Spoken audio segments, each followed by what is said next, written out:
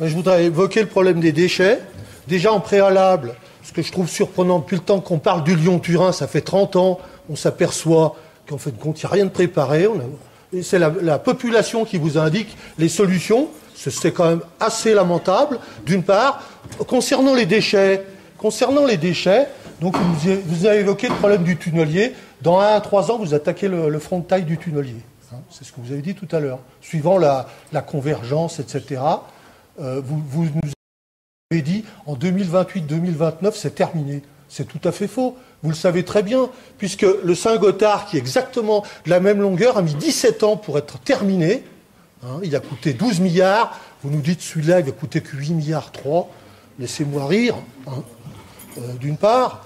Le Saint-Gothard, il a sorti 28 millions de mètres cubes pour un diamètre de 9 mètres. Vous êtes à 11 mètres, vous allez sortir combien de millions de mètres cubes en plus? 40 millions de mètres cubes? Vous allez en faire quoi? Sachant qu'en Italie, ils en sont toujours à leur premier tunnel de reconnaissance, ils ne sont pas prêts d'engager un tunnelier en Italie. Donc si c'est pour faire comme on a fait au Fréjus, c'est-à-dire que c'est les Français qui vont sortir de leur côté pour peut-être 2 tiers ou voire plus, toutes les déchets de l'autre côté, je ne vous explique pas. Là, on est en train de... C'est de la rigolade, là, ce dont on parle là, pour l'instant. C'est la première phase, là, vous grattez un petit peu. On n'a pas attaqué le tunnel, parce qu'à partir du moment où on s'engage dans le Lyon-Turin, on est parti pour 15 ans. J'en veux pour preuve, d'ailleurs, vous êtes le représentant de TALT, adressez-vous à M. Duminel. M. Duminel l'a dit dans la tribune de l'économie le 20 janvier 2016. Il a dit qu'il y en aura pour au moins 15 ans. Donc ne nous racontez pas qu'en 2028-2029, c'est terminé. C'est de la foutaise, tout ça. Tous ces chiffres que vous avancez ne tiennent pas la route. Donc voilà. Donc pour les déchets, j'aimerais savoir que les premiers déchets que vous sortez, ils sont sortis à la mine, à la dynamite. Quelle est la nature de ces déchets? Est-ce que c'est de la classe 2? Est-ce que c'est de la classe 1? Monsieur le sous-préfet, puisque c'est vous, est-ce que vous allez contrôler les centres d'enfouissement? Ils sont quand même... il y a des directives en fonction de la nature des déchets. Quelle sera la nature de ces déchets? Ce sera des classes 1? Ce sera des classes 2? Quand on tombera sur des filons d'amiante, on fera quoi? On va faire quoi, là? Parce que là, on est en train d'amuser la galerie, hein. Je vous le dis tout de suite. Là, ce qui nous attend, ce qu'on comprend aujourd'hui, c'est que, monsieur le représentant des travaux, il fait sans doute ce qu'il peut, mais je veux dire, on démarre, on est déjà à côté de la plaque, on n'a rien prévu, c'est la panique totale, on annonce un camion toutes les 2 minutes, vous avez déjà perdu le fil, on sent que ce dossier n'est pas maîtrisé. Vous ne secouez pas la tête, monsieur le sous-préfet, ce que je vous dis est tout à fait exact. Mais non, monsieur.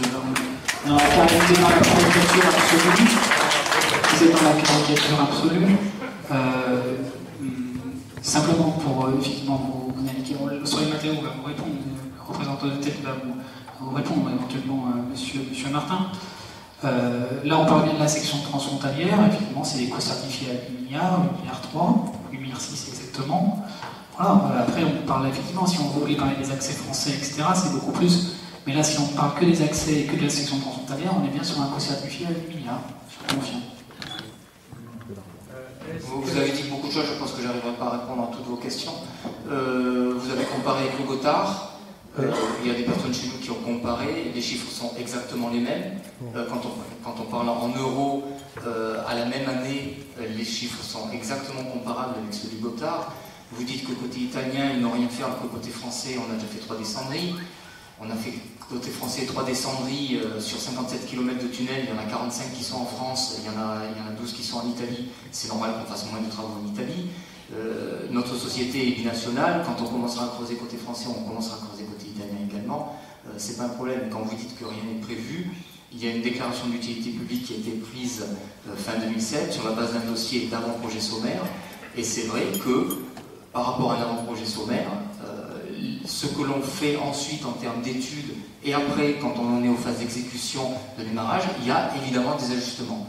Et ce que vous appelez les déchets, les matériaux, alors d'abord, je peux vous certifier, c'est pas moi qui l'ai dit, il y a des géologues plus que compétents qui ont fait ces études. Il n'y a pas de roche côté français au niveau du tunnel de base qui risque de contenir de l'amiante, malgré ce que vous en pensez.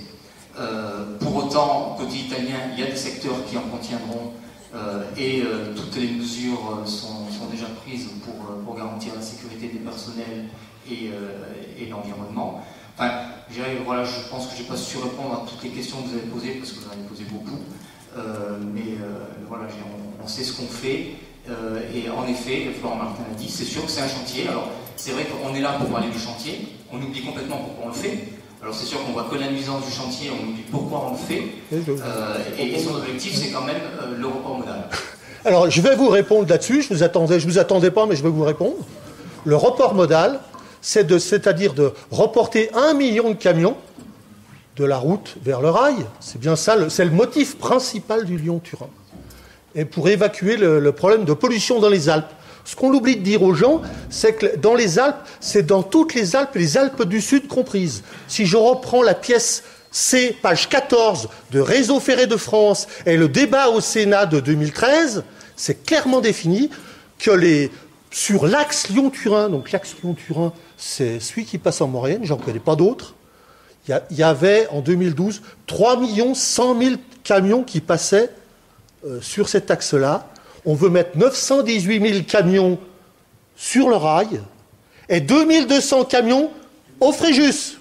Donc vous m'expliquerez le gain qu'on peut avoir en termes d'environnement, sachant qu'aujourd'hui au Fréjus, il en passe 670 000 et M. Drouin, aussi bien en 2015 qu'en 2016, au début d'année, appelait à ce qu'il y ait 8 000 camions par jour. Voilà. Aujourd'hui, il en passe 1850. Alors expliquez-moi quelle est la motivation en termes environnemental, le bien fondé du Lyon-Turin. Vous me l'expliquerez. Et les chiffres, je peux vous les sortir quand vous voulez, ils sont fournis par RFF et par le Sénat. Moi, je pense que la salle a droit au micro, à même titre que vous, dans la mesure où c'est aussi important que les gens soient entendus ici que vous-même. Parce que là, je crois qu'on est obligé de lever la voix. Ça n'est pas très démocratique. Comme il y a aucune difficulté à placer le micro dans la salle. Allez, monsieur Delorme, à vous. Merci. Bonsoir. Philippe Deloche, je suis conseiller municipal de Villarodin. Ah, j'y peux rien. Ça sonne. C'est monsieur Redon. Non, j'y peux rien. Voilà, je voulais vous faire part de l'expérience de la commune de Villarodin-Bourget parce qu'elle est impactée depuis donc 2002. De 2002 à 2007, nous avons eu la première descendrie de ce projet, moi que j'appelle pas TELT mais TILT. TILT parce que tunnel imposé ou tunnel inutile Lyon-Turin. Voilà, je pense que c'est plutôt ça qu'il faudrait dire. Alors qu'est-ce que nous on a eu comme impact? Le premier impact avec cette fameuse descendrie de 4 km, c'est bien sûr des déblais, des premiers déblais qui devaient sortir à l'explosif et sur un tapis roulant qui n'a jamais fonctionné. On nous avait montré plein de beaux schémas comme ce soir, c'était super, un beau baratin. Et puis finalement cette belle bande transporteuse n'a jamais fonctionné, il a fallu construire un pont sur l'arc parce que les déblais allaient, nous on est côté Adret et puis les déblais étaient mis côté Lubac. Donc il a fallu faire un pont pour faire transiter des camions, hein, comme ça, comme vous allez avoir, oui, peut-être, enfin j'espère qu'il n'y en aura pas, parce que s'il n'y a pas de projet, il n'y a pas de camions. Et donc le premier impact c'était le bruit, les poussières, on nous avait promis des camions qui allaient évidemment arroser, etc. Enfin, tout ce qu'on vous a présenté ce soir. Mais à mon sens, le plus grave, ce n'est pas forcément ça, parce que du bruit, de la poussière, c'est vrai que c'est temporaire. Ce qui est irréversible, et sur notre commune, on l'a vécu avec 4 km de galerie, c'est que toutes les sources qui étaient dans le village ont tari. Et ça, c'est irréversible. 60 litres seconde d'eau, on n'a plus rien. Elles sont allées dans le tunnel, elles sont pompées et elles sont rejetées dans l'arc. Imaginez maintenant un tunnel qui fait 2 fois 57 km. Là, nous, c'est 4 km pour pomper toute l'eau du versant, et là, on va avoir 2 fois 57 km et qui va pomper toute l'eau de la vallée. Et pour un chiffre très simple, on comparait le Saint-Gothard. Le Saint-Gothard, c'est 2 fois 57 km, exactement pareil. 250 millions de mètres cubes par an. Voilà ce que représente le pompage de ce tunnel. Et qu'est-ce que ça représente, 250 millions de mètres cubes? Les chiffres sont tellement énormes qu'on a beaucoup de mal. Eh bien, c'est la consommation d'une ville de 1 million d'habitants pendant un an. C'est-à-dire que chaque année, le tunnel, s'il se fait, il ne faut pas qu'il se fasse, parce que voilà, le désastre. Madame le maire, merci d'avoir initié cette réunion. Vous avez dit, et j'ai un peu tiqué quand vous avez parlé de tunnel écologique, mais c'est le contraire. Ça va être une catastrophe. Il faut bien que nous en soyons conscients, parce que, encore une fois, quand l'eau sera pompée, et qu'elle sortira des deux côtés, c'est irréversible. Et non seulement il y a Villeurbanne-Bourget, mais il y a à Sarigny-Maurienne, il y a un tunnel EDF qui a été construit qui fait, je crois, 12 km en 1977. C'est le même problème. On a percé le tunnel, et hop, toutes les sources au-dessus du tunnel, on tape. Et à chaque fois, c'est comme ça. Donc il faudra bien comprendre une chose, c'est qu'une fois que l'eau a tari, c'est nos prairies, nos forêts, nos sources d'approvisionnement en eau, tout ça disparaît. Parce qu'évidemment, il y a moins d'eau dans les terrains.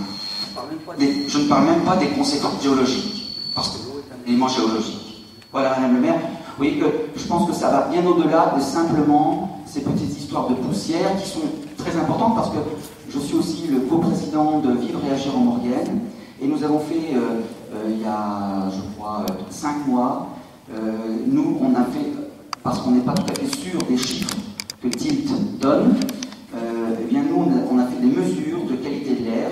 On a loué un appareil pour mesurer les poussières. Eh bien, c'est assez étonnant, vous savez, c'est le pont Ravine qui est aujourd'hui le point le plus pollué en PM10 et PM2,5. C'est en fait les microparticules que nous respirons. Voilà.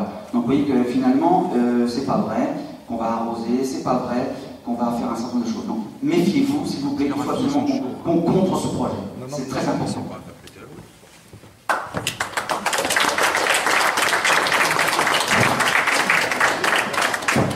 Nous venons de parler écologie, c'est très bien.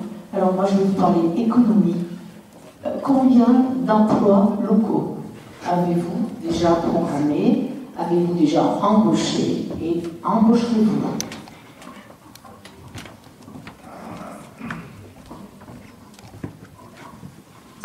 Donc à ce jour, je parlais de 8 chiffres moi perso. Nous avons, y compris les sous-traitants, nous sommes 450 sur le site, dont 50 personnes qui viennent des entreprises sous-traitantes. Les entreprises sous-traitantes, donc c'est les entreprises qui font le transport des matériaux, qui font les travaux de génie civil à l'extérieur, donc qui sont des entreprises locales. Dans les 400 qui restent, la moitié sont les employés moyens. Donc ça, tous ces éléments sont référencés et sont transmis aux différentes institutions et administrations qui gèrent le projet dans le cadre du comité moyen. Pourquoi, il y en a plusieurs dans votre commune, pourquoi on a des tels chiffres? Alors c'est pas parce qu'on a voulu à tout prix embaucher des moyens. Moi, je fais un projet qui est très complexe et il faut des gens compétents pour faire mon projet. Du fait des récurrences de travaux souterrains qu'il y a eu dans la vallée de la Maurienne, il y a beaucoup de gens compétents. Donc c'est pour ça qu'on a de tels chiffres. Je viens d'un chantier qui a été réalisé dans le centre de Lyon. Au niveau de la population locale, on n'a jamais dépassé 10%.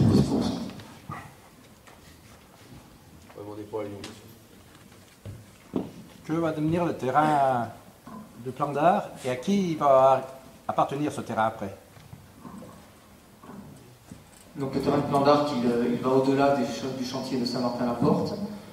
Lorsque ça sera terminé, Florent Martin l'a dit, il va y avoir une restitution paysagère.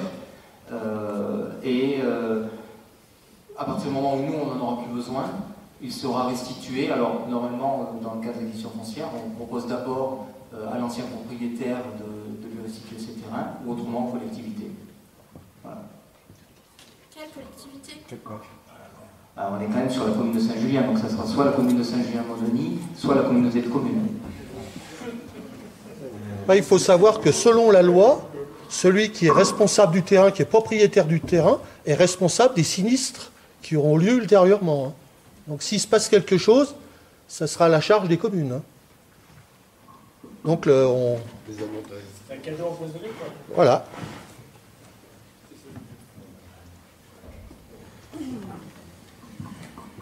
Est-ce qu'il y a des questions sur monsieur?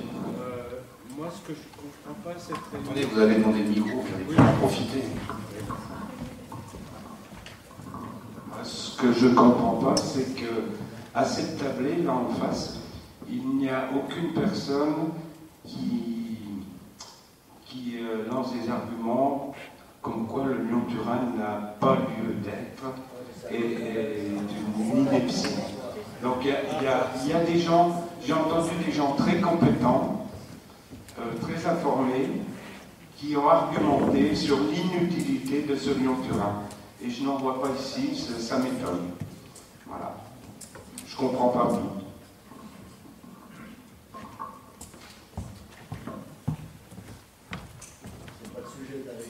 D'abord, de la même manière que, évidemment, de ce côté de la table, vous n'avez pas trouvé des personnes qui sont là pour vous parler de l'inutilité. De la même manière, je n'ai pas pris la peine de répondre aux arguments de M. Delhomme. On n'était pas là pour parler de faut-il faire ou pas le Lyon-Turin, mais pour expliquer aux riverains de la commune comment on fait le chantier sur leur commune et comment on va faire au mieux pour qu'il soit le moins impacté possible. Voilà, on n'est pas là pour débattre du Lyon-Turin, c'est sûr. C'est la cause des conséquences. Vous habitez au Boucher, vous avez une location, donc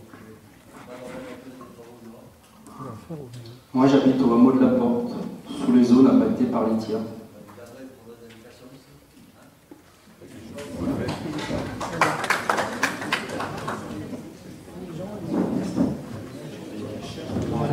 Les terrains de l'Argongrand, ils sont prévus, qui ont été rachetés, ils sont prévus pourquoi?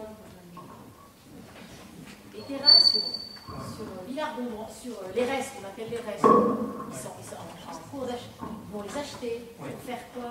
Un site de dépôt définitif des déblais. Donc ils feront le grand tunnel. Oui. À ce moment-là, ils passeront où les déchets? Ils passeront encore en camion?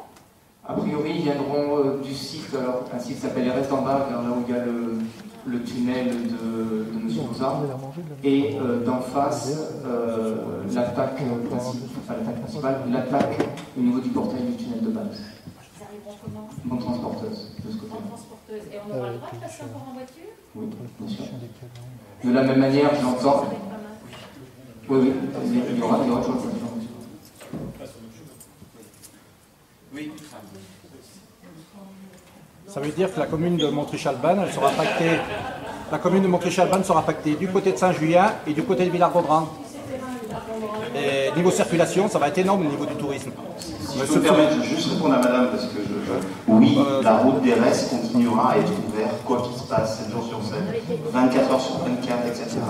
Ça fait partie des rumeurs qui ont circulé, comme il paraît que le tunnelier est conduit par des ouvriers chinois, comme il paraît un certain nombre de choses. Il y a des rumeurs qui circulent, donc oui, la route des restes restera ouverte tout le temps. Il a un peu les yeux brûlés, le tunnelier, quand même. Pardon? Il a un peu les yeux brûlés, le tunnelier. Le tunnelier, si vous voulez, donc c'est une société qui s'appelle NFM, qui est française. Alors c'est sûr appartient à une société chinoise, LTI. Qui appartient certainement à une société chinoise. Moi, je ne jugerai pas. Je vous dis simplement que pour le concevoir et le réaliser, il y a 350 personnes qui ont travaillé pendant un an. C'était des Français au Creusot. Après, libre à vous de savoir s'il vaut mieux une Hyundai fabriquée dans le nord de la France ou une Peugeot fabriquée dans les pays de l'Est. Là, c'est NFM, c'est sûr que c'est sûrement un partenaire chinois qui est majoritaire, oui. Il n'empêche que c'est les Français qui ont travaillé dessus. C'est une société purement chinoise. Il suffit de regarder le bilan de cette société. Et alors? Mais justement. Mais monsieur, vous préférez que 300 personnes en France. Ce n'est pas ça, parce que Non, mais c'est exactement ce que vous dites, monsieur.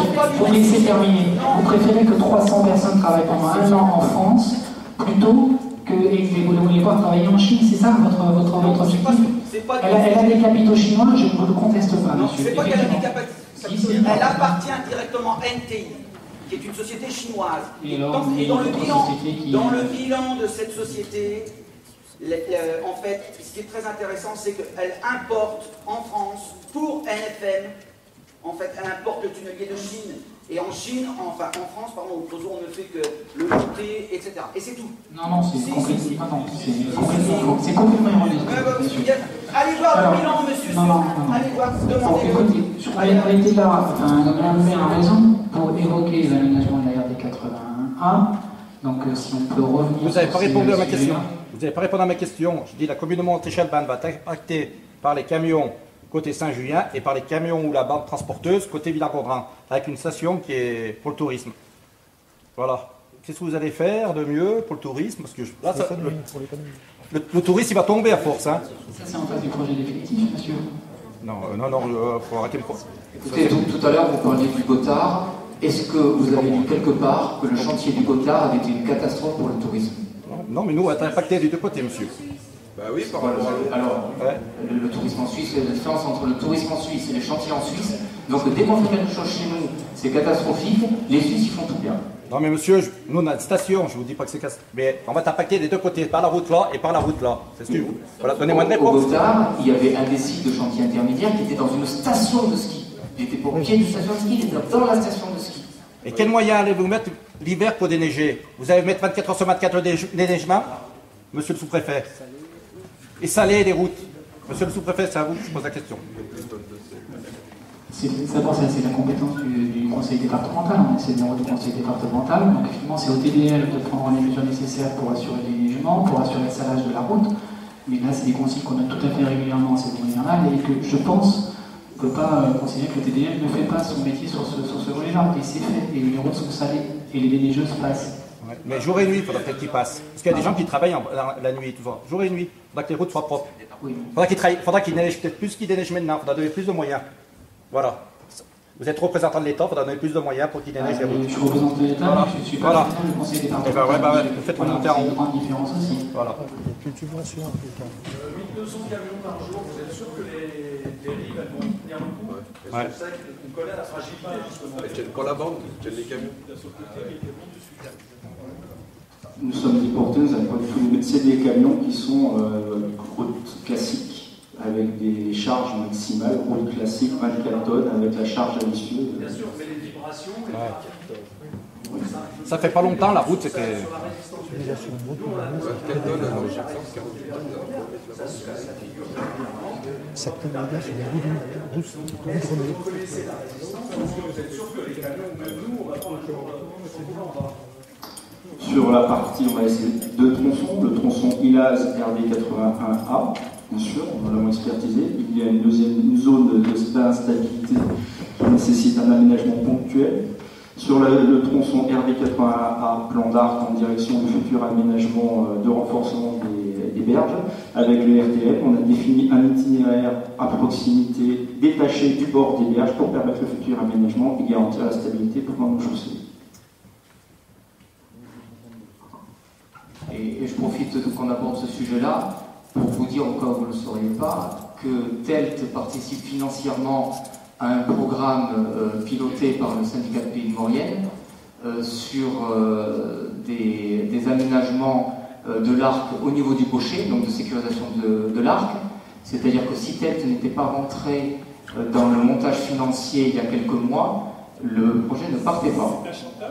Ce n'est pas du tout un chantage. Ce n'est pas du tout un chantage. Non, ça c'est un chantage. Et si je vous disais, on ne fera pas ça si vous n'êtes pas gentil. Non. Je ne vois pas pourquoi ça vient de Ça vient dedans simplement parce qu'on entend beaucoup de vous ne faites que du mal. Je suis désolé, mais on ne fait pas que du mal. Et je vous dis là, notamment, on participe à la sécurisation de l'île de l'Arc au niveau du gaucher. Voilà. C'est une information. Et ça excuse tout? Tout à fait. Vous mettez le calcul du gaucher que votre moitié par rapport à ce qu'on même si c'est pas notre truc. C'est pas nous qui payons, c'est l'État qui paye. Donc c'est nous.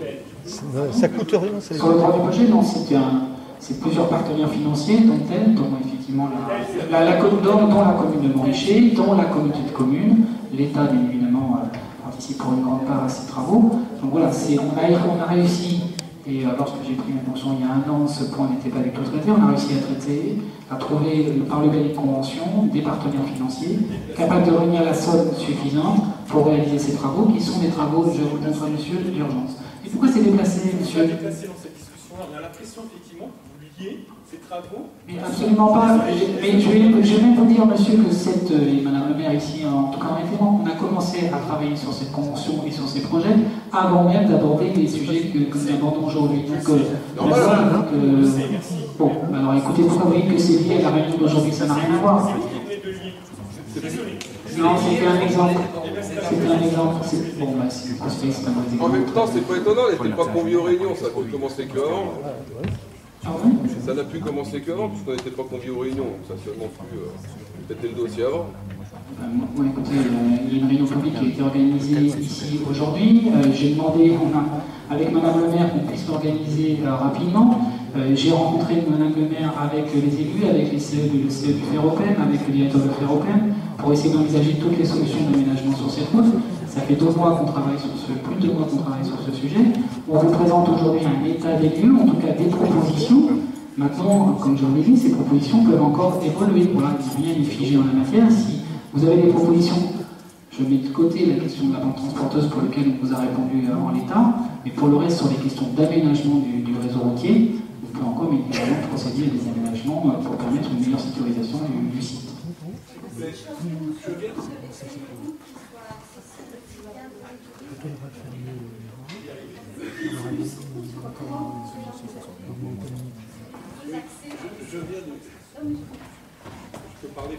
Je vois la votre secours, vous venez tellement loin de Chapareillan qu'il faut que vous puissiez parler. Je viens du bassin chambérien et je suis venu écouter, si vous voulez, quand j'ai su qu'il y avait une réunion dans la commune, les vicissitudes, les misères que vont subir les habitants de la commune. Donc, puisque après la Maurienne, ce sera nous qui serons impactés par les Turin. Il y a quand même quelque chose qui m'interpelle. Vous nous dites qu'après 9 km, vous démontez le tunnelier. Pourquoi démontez-vous le tunnelier? Est-ce que ça veut dire qu'il est HS ou est-ce que vous allez le réutiliser après? Ça, c'est ma première question. Et ma deuxième question, c'est quand on voit pour 1,5 million de déchets sortis des tunnels, le problème que ça pose d'impact sur les communes de la Maurienne, je me dis, quand le tunnel sera fait en totalité, où est-ce que vous allez les stocker? Où est-ce que vous allez faire les transports? Et comment allez-vous vous y prendre? Parce que là, on parle d'1,5 million de mètres cubes, et quand il y aura 20 ou 30 millions de mètres cubes, ce ne sera plus pareil. Donc, vous parlez souvent du Gothard, on a tous ces chiffres du Gothard, effectivement, on ne va pas limiter là-dessus. Et moi, je m'inquiète en me disant, mais comment allons-nous faire? Parce que quand j'entends le nombre de camions qui passent juste pour 1,5 million de mètres cubes sortis, pendant des années, je dis alors là, il faudrait quand même qu'on se penche sur le problème. Merci.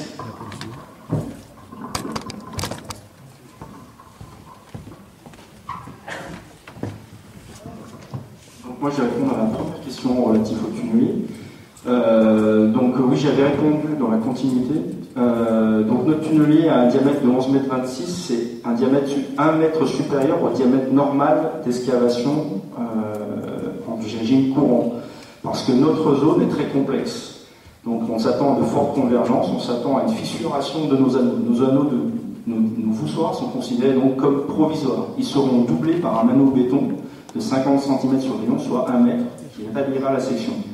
Par contre, les conditions géologiques après la Pras sont bien meilleures. Là, il n'y aura pas besoin d'avoir cette marge de 1 mètre. Donc le diamètre qui suivra, il sera inférieur de 1 mètre au diamètre auquel on esclave. Donc notre tunnelier il sera démonté, stocké, soit il sera réutilisé pour faire le tube nord, l'équivalent du secteur que l'on a fait, soit il sera rendu à notre fournisseur dans des conditions de buyback.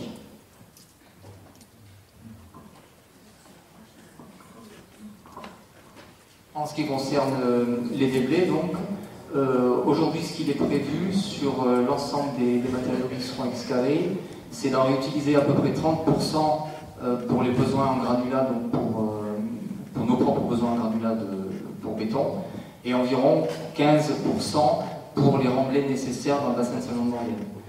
Et en parallèle, on mène une étude, donc le préfet de la Savoie a demandé à l'Adréal de piloter une étude sur des réutilisations possibles en dehors de notre chantier et en dehors de la vallée, pour voir s'il reste donc une partie de matériaux de bonne qualité qui pourraient être utilisés à d'autres fins, donc de les transporter, de les stocker, de les utiliser sur d'autres chantiers. Monsieur Martin a dit le contraire tout à l'heure. Ouais, tout à l'heure, je suis bien noté. Non, Monsieur Martin a dit, enfin, je crois savoir ce qu'il a dit, qu'il me corrigera si je me trompe. Monsieur Martin a dit que les matériaux valorisables qui étaient sortis de son chantier aujourd'hui ne l'étaient pas pour être réutilisés sur son chantier. C'est-à-dire qu'à l'échelle de ce chantier-là de reconnaissance, les volumes sont trop faibles pour que, économiquement, ça ait été intéressant de les réutiliser. Donc tous les matériaux qui sont de bonne qualité sont stockés de manière temporaire sur le site de Lilaz et sur le site de Saint-Félix, et les matériaux qui ne seraient pas valorisables sont mis en dépôt sur Plan d'Arc. Et les matériaux qui sont stockés de manière temporaire serviront notamment à faire les premiers remblais dont on aura besoin sur le bassin de Saint-Jean-de-Maurienne. C'est-à-dire qu'ils seront réutilisés dans le cadre de notre projet, mais dans le cadre des futurs chantiers de notre projet, pas dans le cadre de l'agrément de naissance de 50 ans en compte. C'est ce que Florent Martin a dit. Vous n'avez pas rien dit sur le monsieur qui est intervenu pour l'eau. Est-ce que c'est vrai ce que dit monsieur pour l'eau? Alors, ce que dit monsieur pour l'eau, c'est vrai donc sur Villarodin-Bourget. En effet, il y a 2 fontaines publiques et 2 captages privés qui ont été taris. Oui, je continue, si vous permettez. Donc, en effet, ces sources ont été taries. C'est-à-dire qu'il faut que vous imaginez que dans le versant, l'eau circule donc via des fissures à une certaine profondeur, et parce qu'à certains endroits, il y a des couches un peu plus imperméables, elles ressortent. Donc le fait qu'on draine une partie du versant et pas tout le versant fait qu'en fait, on a fait venir cette eau dans notre galerie et on a baissé le niveau de l'eau. C'est-à-dire que l'eau qui, jusqu'à présent, coulait à une certaine profondeur dans le versant et allait dans la nappe de l'Arc, et alimentait la nappe de l'Arc, coule un peu plus bas et alimente la nappe de l'Arc un peu plus bas. Et aujourd'hui, les sources donc, qui coulaient dans les fontaines, et qui, une fois qu'elles avaient coulé dans les fontaines, allaient pour partie dans le jardin privé, pour partie dans l'Arc, aujourd'hui vont à nouveau dans l'Arc, mais via notre descente. Donc elles ne sont pas taries. Si, c'est-à-dire que l'eau ne coule plus dans la fontaine, et l'eau ne coule plus chez les personnes. Il y en a une partie qui arrive dans la descendrie, comme disait M. Delhomme, qui est repompée, qui va dans l'Arc, et l'autre partie qui coule un peu plus profondément dans le versant, donc qui arrive dans la nappe de l'Arc, un peu plus loin. C'est-à-dire que l'image que M. Delhomme veut bien donner de dire c'est des millions de mètres cubes, grosso modo on a l'impression qu'il y a la ville de Lyon qui est assoiffée par notre tunnel, c'est pas un peu exagéré, mais pas loin. Là vous êtes un peu malhonnête parce que c'est pas ce que j'ai dit. J'ai dit si les 2 fois 57 km sont réalisés, ça fera ce que vous dites, c'est-à-dire au Saint-Gothard, et c'est pas moi qui le dis, vous allez sur Alpes Transit. En fait, il faut se renseigner. Vous allez sur Alpes Transit, c'est le constructeur du Saint-Gothard, et là, il le met. Il dit, voilà, c'est 250 millions de mètres cubes avec 2 fois 57 km qui ont été pompés dans la montagne. Ce n'est pas moi qui le dis. C'est pas moi. Oui, non, qui sortent à un autre endroit de la montagne. Mais ça veut dire quand même qu'elle ne traverse plus les terrains comme elle le traversait avant. C'est ça aussi. C'est sûr. En effet, voilà. En effet. Donc en fait, ça modifie tout le réseau hydrogéologique. Il n'y a pas d'assèchement. Ça Si. arrête le désert. Mais si, justement, c'est ça, monsieur Vaillot, que vous ne comprenez pas. Ça veut dire que les forêts sont moins arrosées, les prairies sont plus mères, etc. Il y a les animaux, voilà. Alors, ce qui s'est passé donc à cet endroit-là, c'est sûr, on était à peu près à 50-60 mètres de profondeur. Donc là où l'eau circule, on constate que plus on s'enfonce dans les terrains, plus les fractures dans lesquelles circule l'eau sont fermées et moins il y a d'eau. Sur les 4 km de la descente de Villarodin-Bourget, l'eau arrive sur le premier kilomètre. Les gens du Villarodin-Bourget maintenant boivent l'eau qui vient du col de la Masse. Tout à fait. Mélangé avec celui de la Norma. Et cette eau n'était pas assez. En fait, ce que vous devez comprendre aussi, c'est qu'en piégeant cette eau, ça modifie non seulement le système hydrogéologique, mais vous n'avez plus la même qualité d'eau. On le voit bien à Villarodin-Bourget parce que l'eau, en fait, leur tête a fait un aqueduc de 5 km, alors qu'on pouvait pomper l'eau, à mon sens, j'aurais préféré qu'on pompe l'eau juste dans le village et on aurait récupéré la bonne eau qu'ils nous avaient prise. Mais je pense qu'ils le gardent sous réserve pour l'utilisation du tunnelier. Simplement, ils ont fait donc un aqueduc de 5 km, qu'ils ont payé évidemment. Le problème, cette eau qui vient de 2000 mètres d'altitude est très peu minéralisée, donc c'est une eau en fait de bien moindre qualité. Il a fallu faire un nouveau réservoir, on a amené de l'eau d'en face de la Norma pour mélanger cette eau pour qu'elle soit finalement plus potable. Et finalement, on a une eau certes potable, mais qui est devenue beaucoup plus calcaire. Donc on y a perdu. Et le problème, c'est pas seulement. Moi, je ne me bats pas seulement pour Villarodin-Bourget. Mais je pense qu'à un moment donné, c'est toute la vallée qui va en pâtir. Et tout à l'heure, vous parliez de 1200 camions par jour. Mais ce qu'on oublie de dire là, c'est seulement les camions qui emmènent les déblais. Mais pour faire les fameux moussoirs, il faut du sable. Et vous savez d'où il vient? De la carrière du Barreau. Et la carrière du Barreau, vous savez où ça se situe? C'est entre Chambéry et puis Grenoble. Tous les camions de sable qui vont venir pour faire leur fameux moussoir, il faut les ajouter au 1200. Alors ils ne sont pas sur la même route, on est d'accord, mais ça fait plus de pollution. Et M. Darmondra, il a dit, oui, mais grâce à ce projet, on va avoir un report modal. Donc si on écoute en 2030-2035, si tout va bien, le report modal devrait se faire. Mais en attendant, eh ben, les camions vont continuer à passer jusqu'en 2035. Et nous, on va se ramasser tous les gaz d'échappement, etc. Et comme l'a dit un monsieur, ces gaz d'échappement sont cancérigènes. Et c'est pas moi qui le dis, c'est l'OMS, l'Organisation mondiale de la santé. Si je peux me permettre, donc, je vais compléter ce que vous dites avec plaisir, donc, notamment par rapport au captage.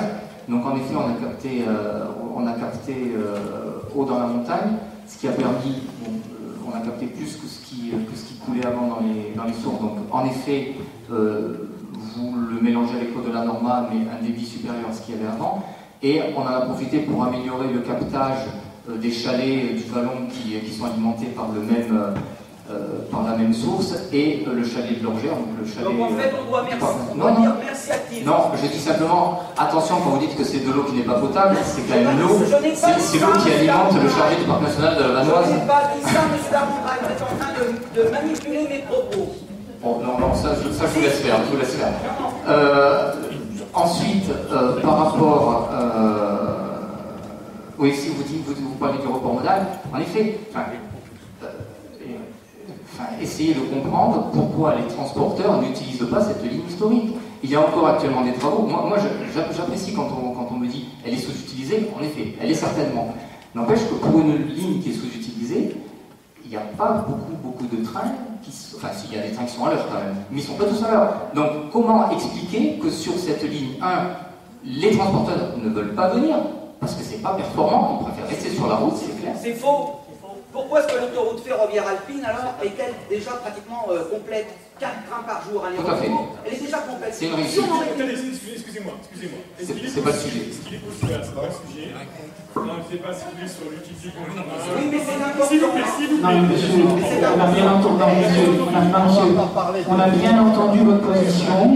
On a bien entendu votre position. Je pense que là, vous êtes largement exprimé sur votre position en Lyon-Turin.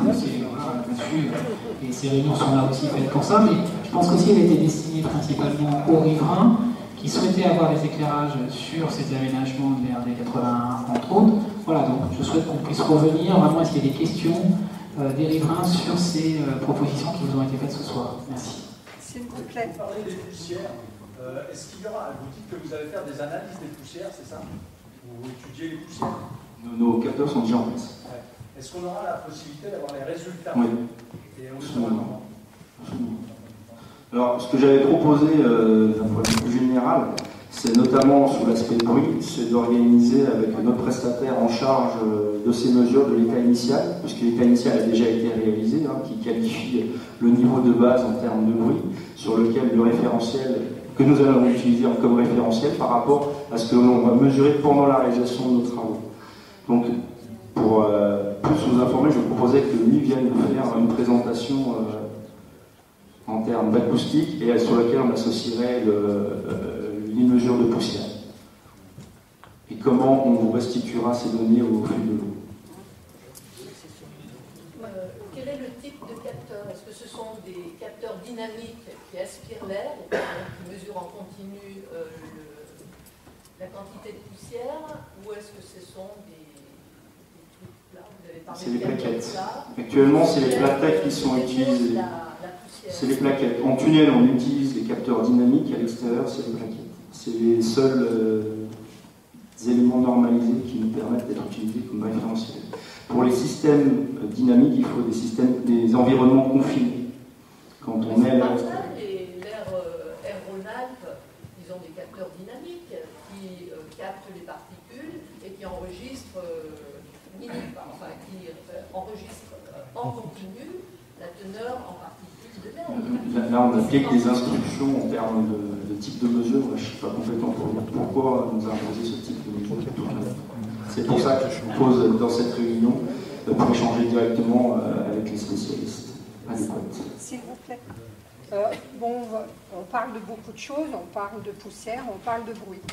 Vous voulez nous donner les résultats de tout ça, mais dans le cas possible de bruit, parce que bon, il y a du bruit déjà, les poussières seront là.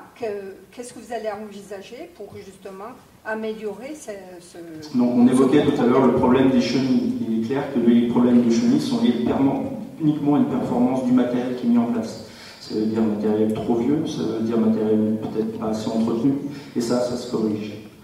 Après, c'est le choix des matériels qu'on utilise et de leurs équipements. On a des obligations avec les bips de recul. Actuellement, on a une tolérance en instillant ce qu'on appelle des cris de lynx, qui sont un peu plus graves. Il faut avoir une sorte de... Enfin, je ne dis pas bien, mais voilà.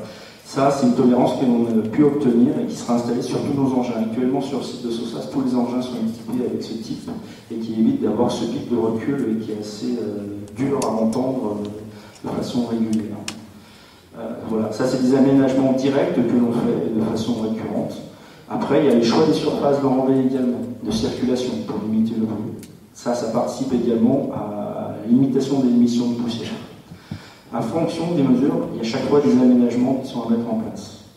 Je reviens encore, comme je l'ai dit, on imagine de façon pertinente une période de test et de révision de tout ce qu'on nous a présenté, dans un sens ou dans l'autre. Comme je le dis, on cherche à trouver la solution qui permet d'aménager mieux et on est à l'écoute de toutes ces solutions, comme des horaires de travail. Oui, parce qu'en ce moment, il y a quand même le souci, on entend les travaux en face. Hein. Moi, on est juste en bas. Hein. Il n'y a pas grand-chose pour l'instant comme travaux, après tout ce qui va se passer, et ça fait déjà pas mal de bruit. Les travaux qui sont en face sont plus conséquents que les engins qui seront en permanence sur le projet. Pour vous rendre compte, vous pouvez aller sur le site d'ILAS. Le site d'ILAS est extrêmement représentatif de ce qui se passera sur le site de Portmark. C'est exactement un copier-coller en termes d'engins qui sont mis en place. Si pendant le chantier, les nuisances deviennent insupportables au niveau de la circulation, parce que je ne veux pas tout seul, on n'arrivera plus à passer le pont. Et au niveau des bruits et des poussières, si les populations se révoltent, qu'est-ce que vous avez fait? CRS, non? Oh, bah, je vais rentrer chez moi. Hein. Moi, ça, parce que si ça devient invivable, on habite ici. Non, on fera en sorte que ce ne soit pas invivable. Demander au sous-préfet, c'est lui. D'abord, que ce soit c'est pas invivable. Notre travail, c'est pour rendre à ces travaux-là. On sait qu'on a des gros moyens, on met des moyens pour répondre à vos interrogations, à vos problématiques. Je pense qu'il doit répondre, c'est le sous-préfet, c'est quand même sa responsabilité. Il doit répondre à cette question, c'est le sous-préfet. Monsieur, d'abord, je choisis comment je réponds aux questions qui me sont posées. C'est pas à vous, monsieur, de me dire comment je dois répondre. Non, mais je pense que c'est à vous de répondre, c'est quand même responsable. Vous êtes quand même tous les beaucoup moins violent en sous-préfecture et tout d'un coup, vous êtes dans une position très différente. J'ai mes idées, je vous donne vos idées, comment c'est dit une fois sous-préfecture. Et j'ai le droit, et on est en démocratie, monsieur le sous-préfet. Tout à fait. Et j'ai le droit de m'exprimer. Parfaitement. Tout à fait. Voilà. On est encore en démocratie, pas peut-être pour longtemps, mais on est encore. Et vous avez eu la possibilité de vous exprimer. Voilà. Il n'y a aucune difficulté. Voilà. Aucune difficulté, monsieur.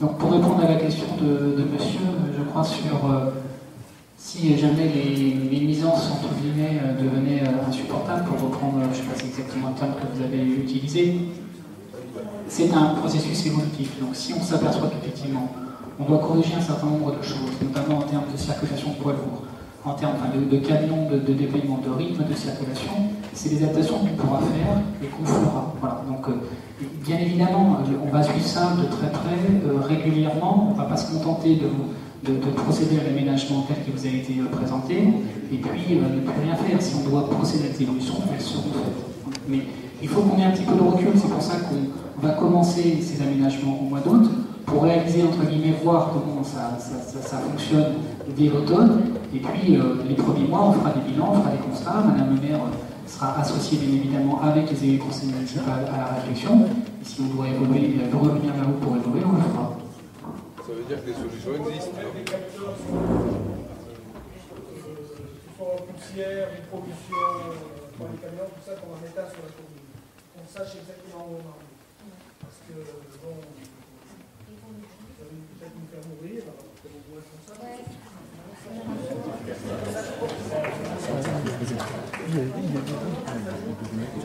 L'objectif de ce centre n'est pas d'aller jusqu'à une situation impossible. Sur le chantier, on a des personnes en permanence. À chaque fois qu'il y a eu des petits problèmes au niveau de Saint-Martin-la-Porte, par le biais des élus en lien direct avec la maîtrise d'œuvre, le groupement ou nous-mêmes, il y a eu des réactions qui ont été immédiates.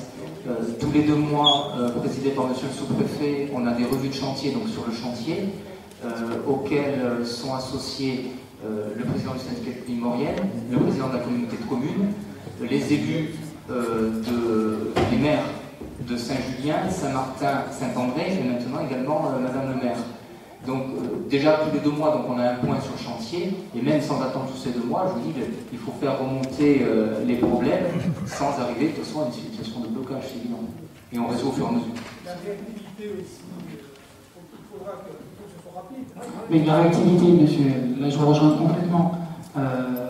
Comme l'a rappelé Xavier Darmontraille à l'instant, un revue de chantier tous les 6 semaines ou les 2 mois, où madame le maire de Montrichet aujourd'hui est présente à ces revues de chantier, qui permettent effectivement de faire un tour d'horizon de toutes les problématiques, notamment en termes de nuisances sonores, poussière ou autres.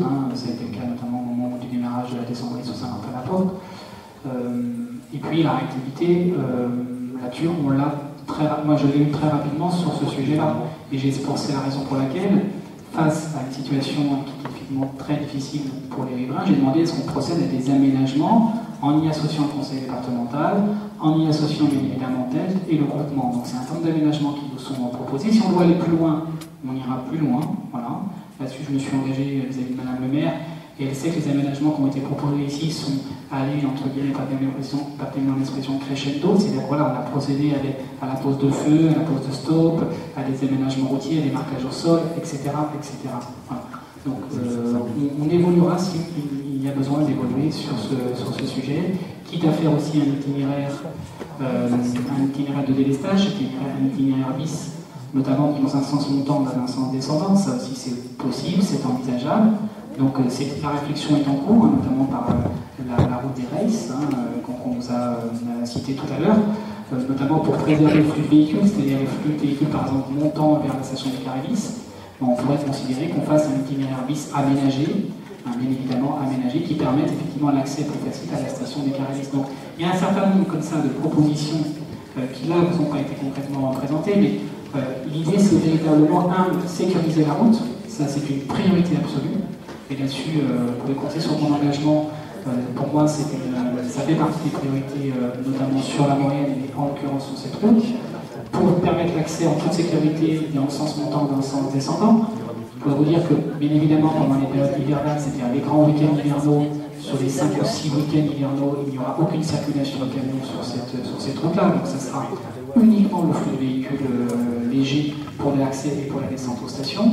Et si on doit avoir même certains jours, notamment sur des week-ends hivernaux où on a des grosses problématiques en termes de météorologie, on étendra le vendredi, voire le lundi, l'interdiction. Voilà, on prendra les mesures nécessaires pour préserver notamment la sécurité des usagers sur la route. C'est ça ma priorité. Puis après, bien évidemment, il y a toute la question des nuisances qu'il faut qu'on traite et qu'il faut qu'on puisse vous donner un certain nombre de réponses. Mais je crois que ça va être réponses vont être données ce soir. Alors par rapport à l'itinéraire bis, monsieur le sous-préfet, je crois pouvoir vous dire que malheureusement ça me paraît quand même un petit peu compliqué parce qu'aujourd'hui les touristes peuvent éventuellement passer sous le pont de 1m70, mais sauf que là le pont de 1m70 il n'y sera plus. Donc ça veut dire que les touristes, si on fait un itinéraire bis à côté de Villars-Montrand, passeront par Saint-Jean. On a déjà un flux de touristes qui vont à l'Arvan en passant par Saint-Jean. Le risque d'embouteillage est à mon avis énorme. Alors moi je voudrais en plus vous poser la question en vous demandant comment moi en tant que maire je peux rassurer les habitants parce qu'on nous parle de faire quelques sacrifices, je ne dirais pas de qui ça vient mais bon, moi j'ai quand même une question, c'est les sacrifices, vous l'avez entendu ce soir, l'impression que c'est beaucoup de la commune de Montrichet-Alban qui paye un petit peu pour les autres. Comment peut-on garantir la sécurité et le bien-être des habitants? Et que vais-je faire demain si la commune se vide? Parce que j'ai déjà aujourd'hui des gens qui ont téléphoné en mairie me disant bah, écoutez, moi j'avais le projet d'acheter, mais est-il vrai que il va y avoir des camions? Est-il vrai que et effectivement, ils n'achètent plus. Que vais-je faire demain s'il y a moins de touristes? Donc, quelle garantie a-t-on de ce côté-là?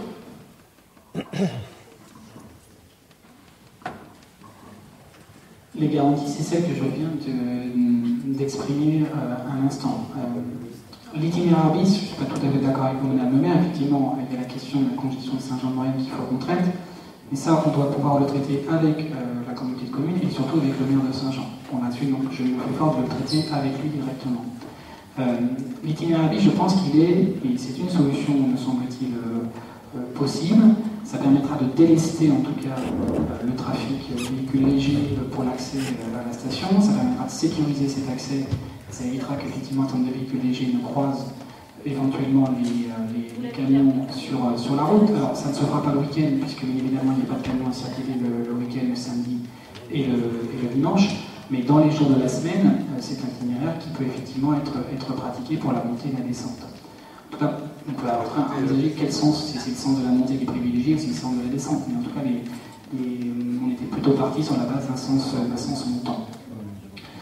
Sur les autres aspects, sur la sécurité, c'est ce qui vient d'être exposé. Si on doit, c'est-à-dire aller plus loin, pour l'instant, je ne peux pas dire que je vais aller plus loin. Pour l'instant, c'est ce qu'on propose, ces aménagements sur la portion de 200 mètres. C'est des aménagements qui représentent déjà, effectivement, mais ça, c'est pas un sujet qui présente un certain coût, mais on le fera et on va les mettre en place. On vous a proposé au départ, on était parti sur les stops, après on part maintenant sur les feux. Je pense que les feux, c'est quand même aussi que ça améliore considérablement la sécurité et ça forcera, parce qu'il y avait un doute sur la capacité des conducteurs à respecter les stops.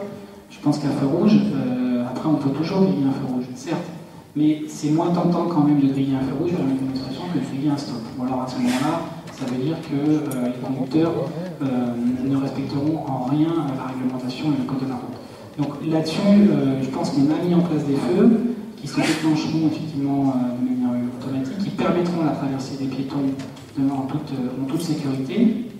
La circulation aussi est limitée, on n'en a pas parlé, mais limitée en termes de kilomètres/heure, c'est-à-dire que là aussi, ce sera une portion qui sera limitée pour que les camions ne circulent pas à vive allure, parce que plus les camions circulent à vive allure, plus le bruit est important, donc là aussi, c'est des éléments qu'on a pris en compte. Voilà, donc on est sur une portion de route de 200 mètres.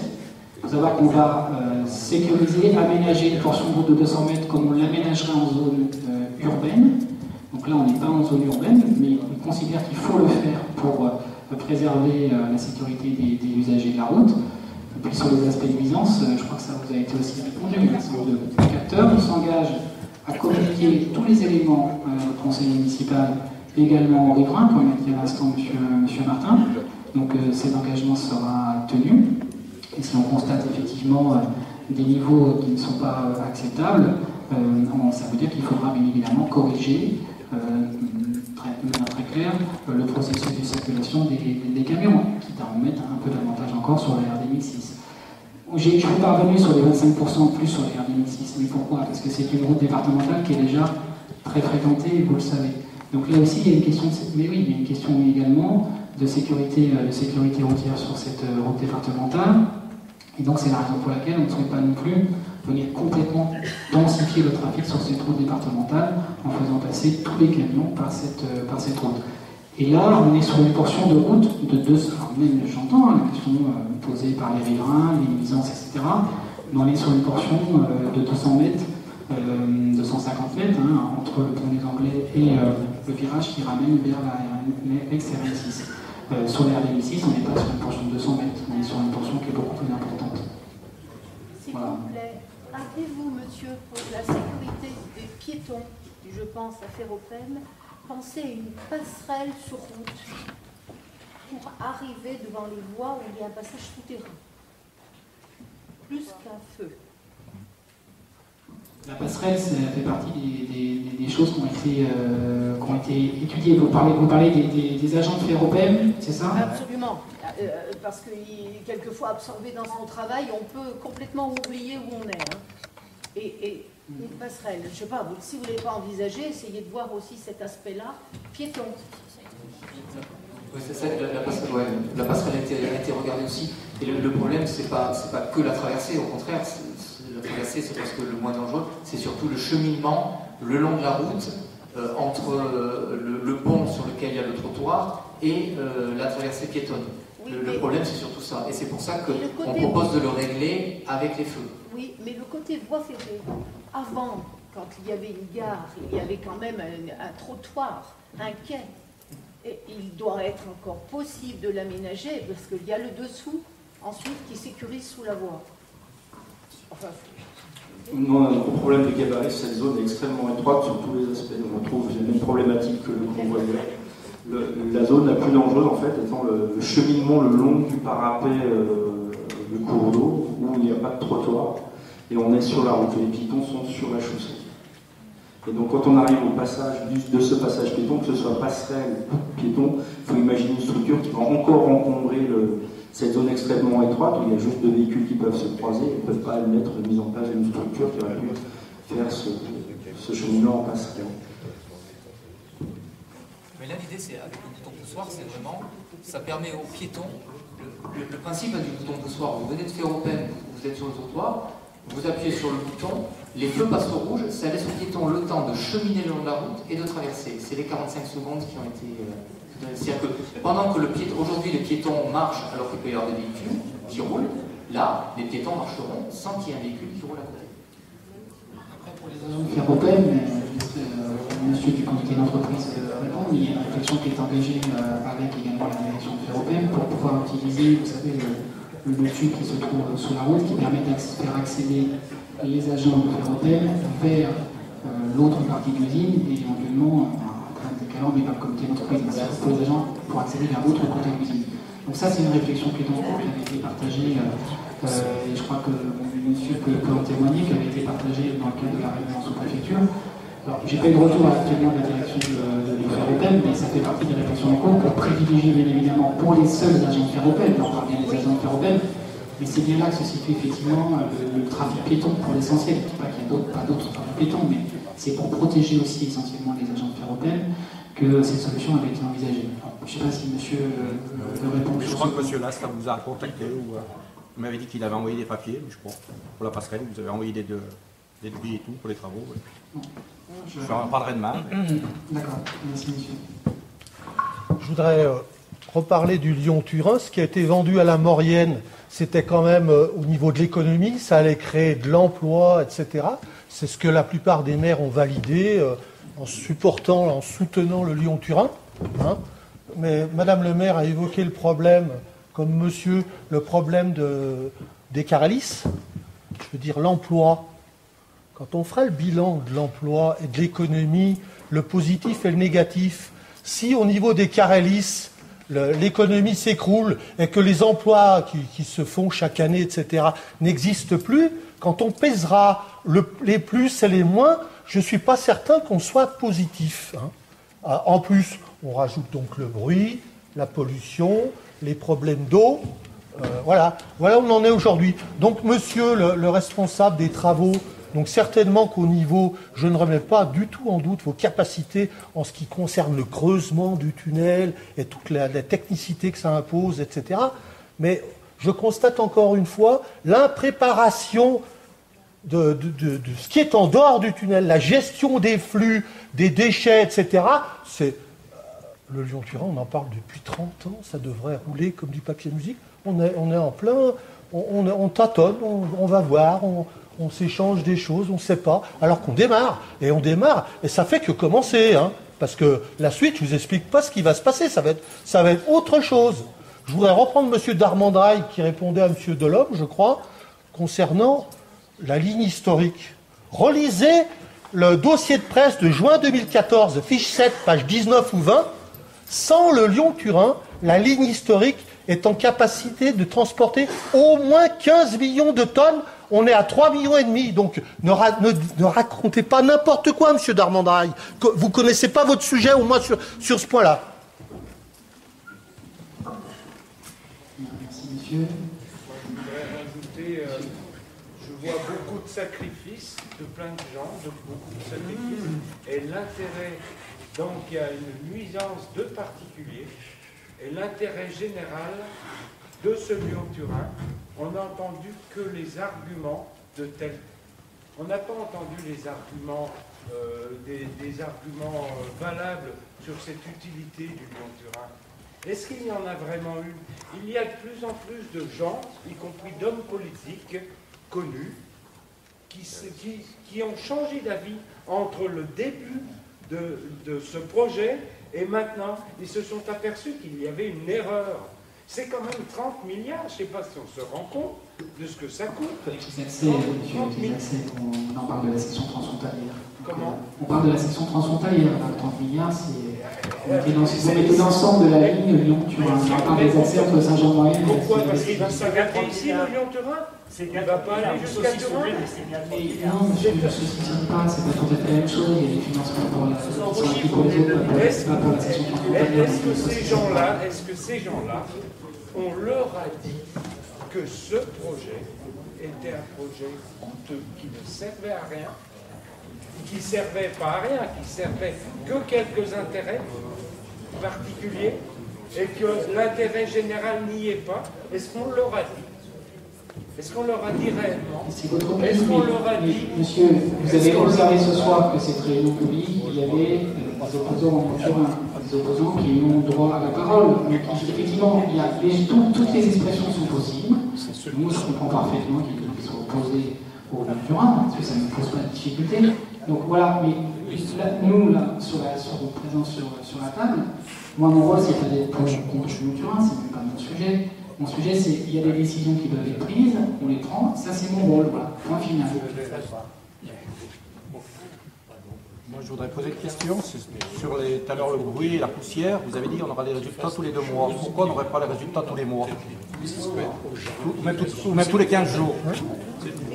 La réponse sera fixée, on n'a pas prévu d'échéance. Nous, on fait des relevés qu'on diffuse de façon mensuelle. Voilà, je parlais de ce que l'on fait actuellement avec la commune, on met à disposition la commune de Saint-Martin. On a un référent permanent, vous aurez un numéro, avec un numéro d'appel, avec une personne qui s'appelle Xavier Deschamps. Il devait être là ce soir, mais un problème dernier, il n'a pas pu venir. Ça veut dire que chaque fois s'il y a un événement qui est détecté, il y a un numéro d'appel et on réagit. Parce qu'il peut arriver, comme vous l'avez signalé, un désagrément, quelque chose. Et on réagit. On n'est pas dans l'attente et on ne va pas réfléchir avant de faire plusieurs réunions avant de prendre une décision pour tout cet aménagement. Il y a une personne physique qui est dédiée à ça, à temps plein. C'est ce que l'on a mis en place depuis le début, ça fonctionne très bien et toutes les communes impactées par le chantier actuel. Alors je ne parle bien sûr que de mon projet, du projet Saint-Martin Porte, et c'est ce qui est en place. Après, pour tout ce qui est capteur, là, moi ce que je vous propose, c'est de fixer directement avec le prestataire qui est en charge de toutes ces mesures et qui permettra de diffuser. Nous, on pensait les mettre, on va avoir le projet un site internet qui va débuter cet été, c'est de les mettre directement en ligne pour qu'ils soient consultables et mis à jour de façon régulière. Après, les schémas de diffusion, ils sont comme on souhaite, on fait des réunions régulières avec les collectivités, il y a un chemin de discussion par niveau qui est permanent. Après, pousser à grandir. Moi, ce que je peux m'engager ce soir, c'est vous dire, d'abord, s'il y a des aménagements nouveaux qui doivent être faits, on les fera si ça peut être réalisé. Après, la question, ça peut ou ça ne peut pas être réalisé. Vous dire qu'on peut faire un bilan, se retrouver dans la même configuration, si vous le souhaitez, pour faire un bilan après 1 mois de fonctionnement. Voilà, c'est-à-dire que les camions vont commencer à tourner au mois de novembre. Je prends l'engagement ici de revenir devant vous, dans la même configuration, pour faire ensemble ce bilan et nous dire comment effectivement vous appréhendez les choses et les difficultés que vous pouvez rencontrer. Et on essaiera bien évidemment à chaque fois d'y répondre et d'adapter bien évidemment les aménagements si tant est que ça soit nécessaire. Voilà, donc là-dessus, si on doit faire cette réunion, j'en prends l'engagement et elle sera faite mi-décembre au plus tard.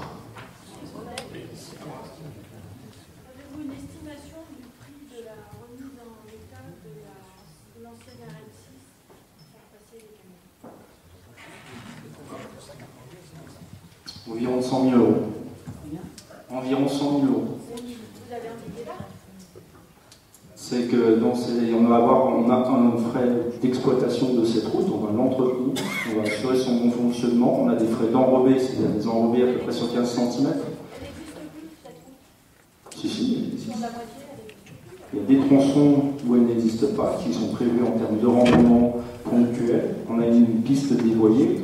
Ce projet global a été vu avec le RTM. Et nos travaux consistent essentiellement à des rechargements pour garantir une chaussée de qualité conforme à l'emploi de nos camions. Nous n'utilisons pas des dumpers, nous utilisons des camions routiers. Donc ils, eux, ne peuvent pas supporter des pistes avec des trous, etc. S'il vous plaît, moi je voudrais rebondir sur ce que vous avez dit, monsieur le sous-préfet, concernant le délestage enfin, moi je suis dans la sécurité routière, je suis désolée, mais le délestage des vacanciers par la route d'Erez, est-ce que s'il y a délestage, est-ce que vous avez prévu des aménagements dans cette route? Parce que je ne sais pas si vous l'avez déjà prise en plein hiver, mais c'est juste l'enfer pour des personnes qui ne savent pas conduire sur la neige. De plus, elle est à double sens, donc montée et descente. Les personnes qui n'ont pas l'habitude de la prendre, ils flippent plus qu'autre chose dans la route, sur la route, et ils vont bloquer plus qu'autre chose notre accès à la station. Donc en plus des camions, on aura l'accès bloqué par la route d'Erez. On aura l'accès bloqué par la route d'Erez et les camions qui augmenteront cette circulation du côté de Saint-Julien. Est-ce que vous pensez faire des aménagements? Oui, alors ça c'est à l'étude, c'est en cours. C'est une négociation que nous avons entamée avec le conseil départemental et le TDL pour rien vous cacher. Donc je ne peux pas vous répondre précisément quel type d'aménagement. Moi je pense que vous faites référence à la fois tout ce qui est signalisation, bien évidemment, ça sera réalisé pour signaler la route. Alors la largeur de la route, et notamment la chaussée, ça fait partie des réflexions qui sont en cours et engagées avec le conseil départemental. Et s'il y a nécessité de le faire, bien évidemment, on le fera sur une portion de la route pour permettre effectivement la montée dans de bonnes conditions. Parce qu'il y a quand même un moment très critique où il y a quand même... Oui, non, mais je vois très très bien cette route, effectivement. Les T3, c'est... Je pense pas que ce soit élargissable à ce moment-là. C'est bien un problème que l'on a repéré en construisant cette hypothèse-là. Pour l'instant, c'est entre les mains du TD et du conseil départemental. Je ne peux pas vous répondre plus précisément, mais ça fait partie effectivement des réflexions très largement engagées avec l'appui du conseil départemental. Merci. Oui, monsieur. La capacité de la route, et particulièrement de la ligue qui soutient la route entre le pont des Anglais et le passage intérieur de la route. Donc pour revenir sur la capacité de cette ligne à supporter le flux de camions. Et on a dit tout à l'heure, je ne sais pas si des travaux avaient été prévus pour renforcer les verges de l'arc, mais particulièrement entre cette portion, est-ce que quelque chose a été prévu? Alors ce tronçon, c'est dommage, c'est général. Les voiries ne pouvaient pas être présents là ce soir parce que c'est eux qui vous auraient répondu. La capacité générale de la route est supérieure à 50% au trafic global qui sera utilisé. Ce tronçon de route est suivi par le TDL en termes de nivellement, en termes de déplacement. À l'heure actuelle, il n'y a aucune contre-indication technique et dimensionnelle sur ce tronçon de route. Je posais cette question parce qu'il y a un an ou deux. Il est suivi tout à fait. Cette route a failli donc être fermée. Une moitié de la route avait été... C'est une problématique de l'art qui n'est pas problématique, c'est une problématique qui vient par le bas, pas par le haut. La problématique par le bas, par contre, elle a perdu la sens. Ce que je veux dire, c'est qu'il ne serait pas utile de profiter de ce chantier-là pour renforcer considérablement cette berge, au moins sur cette portion-là, qui est courte. On prend les Anglais que sur le passage intérieur de la SNCF. C'est court. Il ne s'agirait pas justement là de profiter de ce chantier pour renforcer considérablement cette berge et éviter au moins qu'on se trouve pas avec une route coupée par suite d'un effondrement. Je ne peux pas m'engager sur ce sujet-là, mais par contre, je crois que c'est déjà à l'étude par les services de la DGA. Ça fait partie du projet, la seconde étape de l'enchaînement. Dans le cadre de ce qu'on appelle le plan de prévention des inondations, PAPI 2, effectivement, ça fait partie des... Là, on a eu des travaux urgents qui étaient réalisés au bureau du Pochet.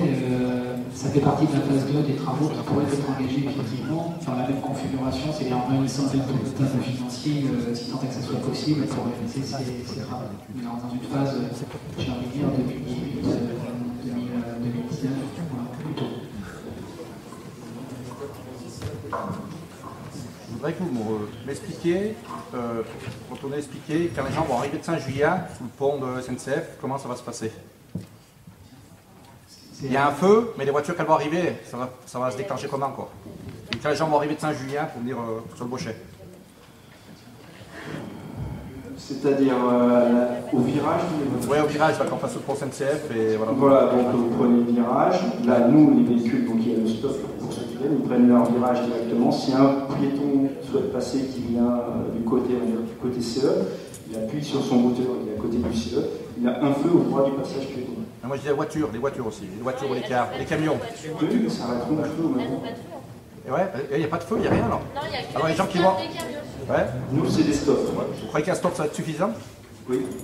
C'est le même principe qui est adopté pour l'embranchement, sur tous les embranchements sur les RD 1006. Alors, ça a été l'objet de discussion. Nous, on pensait mettre des feux. Nous, on avait proposé des feux. Et en fait, le feu, un autre problème, c'est qu'il arrête votre circulation. C'est-à-dire qu'il est plus longtemps, ça va vous arrêter et ça mènera beaucoup de gêne. Alors que le stop, c'est la gêne, l'arrêt, il est pour le matériel du chantier et jamais pour les véhicules. Mais ouais, voilà, pourquoi le stop?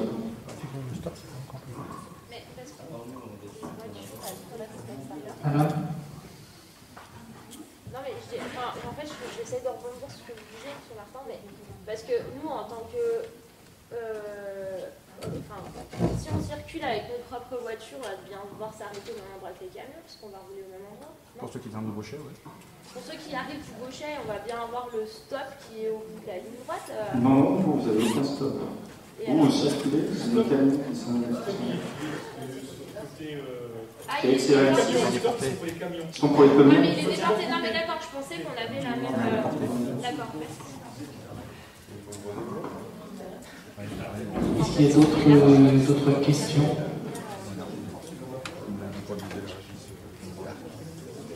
Oui, donc tout à l'heure. Monsieur. Tout à l'heure, vous avez dit qu'elle s'envoie les conventions au mois de novembre. Non, on va pas aller travailler. La circulation, c'est bien. Oui. Vous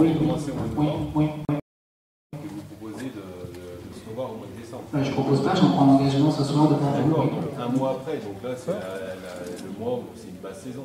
Les vacanciers ne seront pas encore là. Mais si vous voulez. Moi, ce que je propose, c'est qu'on se revoie après la saison, quand les vacanciers. Non, mais c'est vrai. Avec la circulation qui est. Moi, monsieur, je peux vous proposer de qu'on se revoie un mois après déjà pour faire un premier bilan, et qu'on se revoie éventuellement fin février, début mars, après la saison hivernale, pour faire un deuxième bilan. Ça ne me pose aucun problème, monsieur. Je suis à votre disposition, donc si on doit faire 2 fois, on le fera 2 fois. Aucun problème. Comme ça nous permettra de faire des sondages aussi. C'est entendu, vous avez, j'en prends l'engagement, très bien. Pas de problème, aucune difficulté.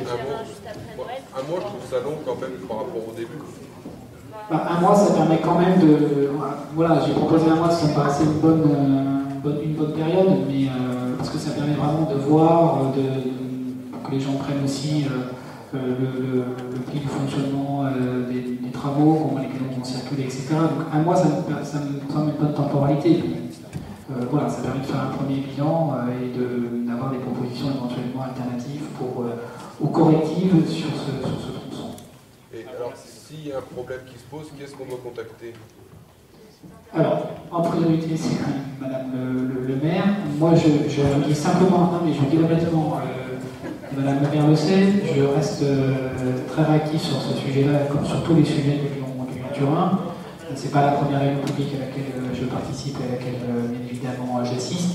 Donc, Madame le maire, voilà, si elle souhaite me faire remonter, si elle souhaite faire un nouveau des réunions avec son conseil municipal, je suis disponible. Voilà, Madame le maire le sait, donc voilà, elle m'écrit à tout moment, elle a mon courrier, elle a mon numéro de téléphone, et je fais en sorte de répondre systématiquement à toutes ces demandes de son quotidien. Et un autre petit point où je voudrais insister. Oui, et le numéro d'entreprise également. Pardon.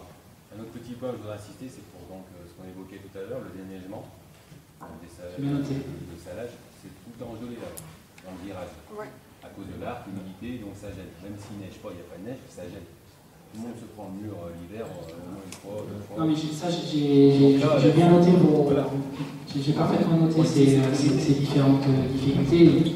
Voilà, c'est un travail que je mènerai directement avec le responsable du TDM, M. Hutot, pour faire en sorte que cette route soit correctement déneigée, salée, et aussi pour en assurer la sécurité, ça va être là. Là-dessus, c'est Oui, j'ai bien compris, j'ai parfaitement compris qu'il fallait, pendant ce laps de temps, en tout cas, même après d'ailleurs, que ça soit mieux dirigé que ça ne l'est. Donc ça, c'est mon rôle et c'est mon travail avec le conseil départemental. Donc c'est pour les compter sur moi.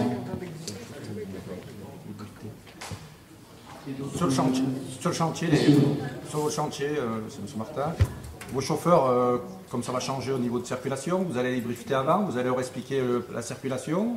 Voilà quoi, je voudrais bien savoir ça quoi. Ça serait bien de les réunir et puis leur expliquer que ça a changé et puis il y a des trucs à respecter quoi.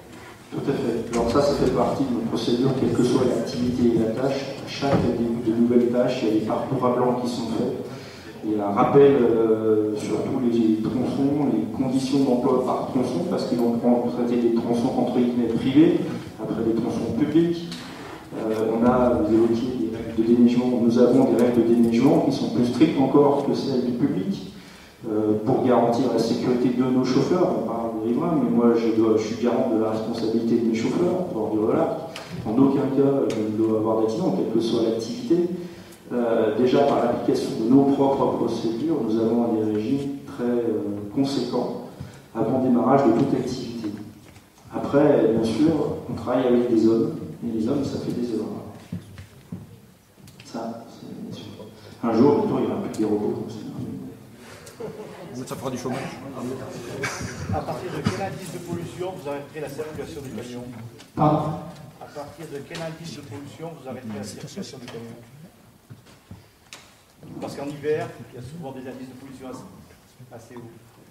Comme je rebondis à la même réponse que j'avais portée tout à l'heure, on a des obligations en termes de type de motorisation. Comme quelle que soit l'entreprise, quel que soit vous, en termes de privé, nous en tant qu'entreprise. Ces transporteurs que l'on utilise, c'est que des transporteurs locaux qui travaillent à l'heure actuelle pour faire vos travaux d'aménagement divers et variés. Ce ne sont que des transporteurs moyens.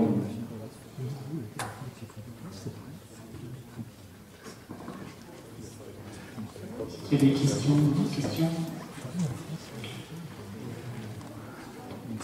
Bien, je ne sais pas si vous êtes d'accord, mais on peut peut-être conclure. Bon, en 2 mots. Je prends l'engagement de revenir vers vous dans le mois qui suivra le lancement des travaux, c'est-à-dire la circulation concrètement des camions. Donc, c'est-à-dire au plus tard en décembre. On fera une pause de revoyure, monsieur, également, après la saison hivernale. Là aussi, c'est l'engagement que je prends. Les aménagements qui vous ont été proposés aujourd'hui, s'ils doivent évoluer au cours des prochaines semaines, on les fera évoluer en fonction à la fois, parce qu'il faut aussi réfléchir et gérer un petit peu ce qui vous a été présenté aujourd'hui. Donc, Madame le maire ou le conseil municipal feront le gros porte-parole et on procédera aux aménagements si tant est qu'il soit possible de les réaliser. Vous dire également que la concertation, ça c'est un point qui a été longuement abordé, mais à travers les différents échanges aujourd'hui, mais la concertation entre TELT, le groupement d'entreprises, les services de l'État et les élus, elle est permanente sur le Lyon-Turin. Il n'y a pas une journée quasiment, en tout cas une semaine, où je n'ai pas une réunion avec les élus, une réunion avec TELT sur les différents sujets du Lyon-Turin. Alors ça passe par différents comités, les réunions du relevé de chantier qui vous ont été présentées tout à l'heure.